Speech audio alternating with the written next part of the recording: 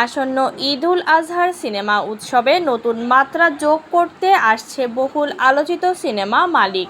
আরিফিন শুভ ও বিদ্যা সিনহা মিম অভিনীত এই সিনেমাকে ঘিরে ইতিমধ্যেই দর্শকদের মধ্যে তৈরি হয়েছে বাড়তি কৌতূহল।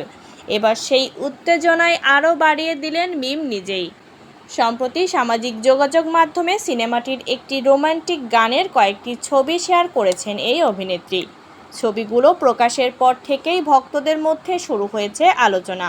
ক্যাপশনে মিম লিখেছেন, মালিক সিনেমার একটি রোমান্টিক গানের কিছু মুহূর্ত খুব শীঘ্রই আসছে। শেয়ার করা ছবিতে শুভ ও মিমের অনস্ক্রিন রসায়ন নজর কেড়েছে সবার। একদিকে গোলাপি জামদানিতে মিমকে দেখা গেছে একেবারে বাঙালি নারীর ঐতিহ্যবাহী সাজে। খোঁপায় ফুল, মানানসই গয়না আর স্নিগ্ধ উপস্থিতিতে আলাদা মুগ্ধতা ছড়িয়েছেন তিনি।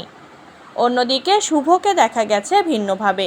লম্বা চুল, ঘন দাড়ি, জলপাই রঙের শার্ট আর জিন্সে অভিনেতার উপস্থিতি সিনেমার চরিত্র নিয়ে দর্শকদের আগ্রহ আরও বাড়িয়ে দিয়েছে।